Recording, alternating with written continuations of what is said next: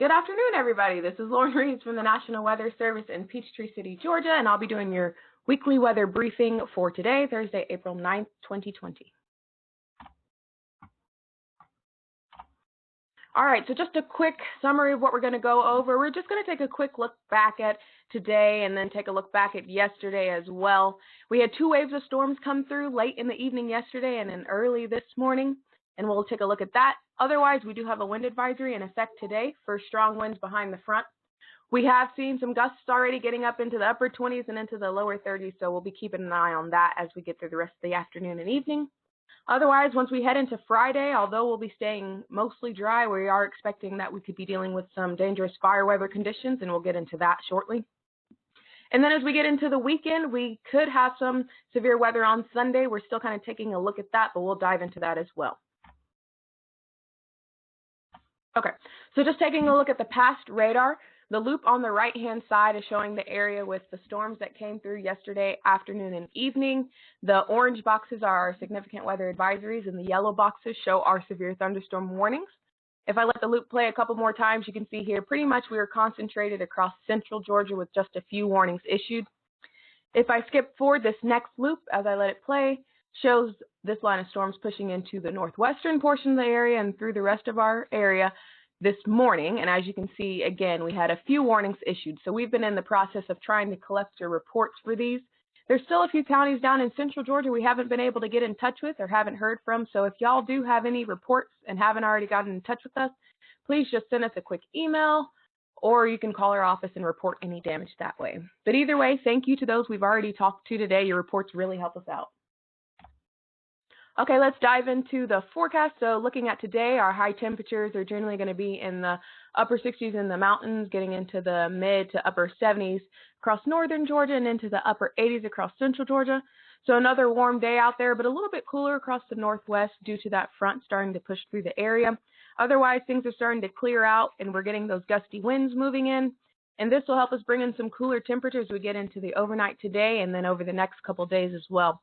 So low temperatures tonight are on the right-hand side. As you can see, some temperatures up in the 30s in the mountains. It's a little bit chillier than what we have been seeing. Otherwise, low temperatures generally in the 40s and then getting up into the 50s.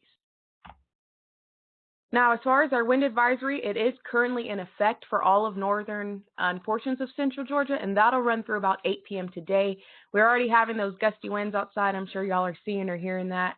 Otherwise, we could see winds like 15 to 20 miles per hour or so with some gusts up to 35 possible. And up in the northeastern mountains, we could see slightly stronger winds than that as well. And with the previous storm that just came through earlier today, we could have trees fall a little bit easier than normal just because the soils are a little bit wet. So now we'll step into Friday. Our big discussion on Friday has been around fire weather. Our minimum relative humidities are going to be this first image on the left here, generally in the 20 to 30% range across the area, but it is possible that we could see those relative humidities dip a little bit lower into the teens as well. Plus, with our gusty winds, and the image on the right shows our gusty winds, 25 to 30 miles per hour across the north, and in central Georgia, about 15 to 25 to 30 miles per hour possible.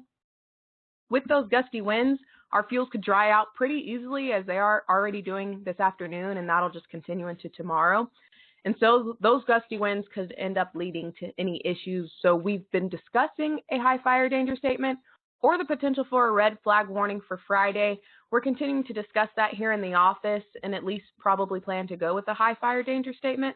But if you're interested in that, please stay tuned to that forecast, as it should be either later tonight or overnight tonight that we'll be sending those products out. So now after we get into through the weekend, we'll get to Sunday, where I'm sure everybody's probably already heard about our chances for severe weather. So the graphic on the right is the convective outlook for the Storm Prediction Center. This is day 4 currently, and so as you can see, we pretty much have a 15% severe weather outlook across most of our area, excluding far northern Georgia, and then a 30% as we look down into southwestern portions of the area. So basically the setup, we're going to have this low pressure system. It's expected to move towards our area and then likely across our area, and that would bring us the potential for severe storms or strong storms. So we are currently still looking at this to see how big of a threat we have, because as it currently stands, there's definitely still some uncertainty in the models with what we're seeing with this system. And there's definitely time for things to change, considering today's only Thursday and then we're looking at Sunday. So overall, from what the models are currently showing, the best timing for severe storms looks to be anywhere from Sunday afternoon into the evening through early hours on Monday, potentially later than that. But that's what we're currently looking at now. Overall, we could have all hazards possible with these storms. So basically, we'll have the potential for damaging winds. We'll have the potential for tornadoes, in addition to potentially the chance for long-track tornadoes with this system that can't be ruled out. And there is a possibility for hail and heavy rain at times. So those interested should definitely stay tuned to our forecast for any updates with this system, because it is a pretty rapidly changing situation and our confidence isn't as high as it could be. So we'll be keeping an eye on that. And just flipping over to Monday, nothing different from what I said on the previous slide. Here's the day 5 outlook with the 15% chance. Just hitting our southeastern counties and then further southeast in Georgia. And that threat from the previous day will continue into Monday morning across the southeast, and all the same hazards will be possible.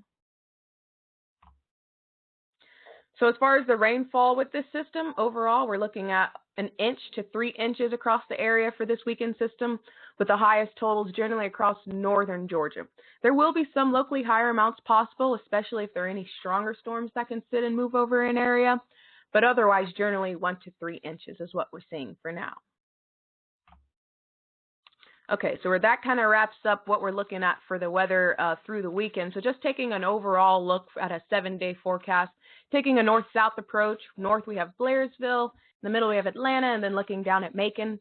Overall, like we've talked about, pretty much some windy conditions today, and those will continue into Friday. Saturday overall looks to be dry for everyone before we get that next system moving in on Sunday, as well as temperatures just a little bit cooler than what we have been seeing. And then after we get into Sunday, that's when our chances for severe weather will occur, and then that'll move into early Monday. And then it also still looks like the first half of next week could be could be rainy. Otherwise, let's take a quick look at the 6 to 10 day outlook. So precipitation on the left, pretty much we're looking at here that we have above normal chances for precipitation. And as you just saw in the 7-day forecast, we still have those chances for rain. So that'll continue. Otherwise, for temperatures on the right-hand side here, as you can see, there's a very large area of the United States that's covered to see probability of below average temperatures. So as that front came through today, we'll get some cooler temperatures across the northwest.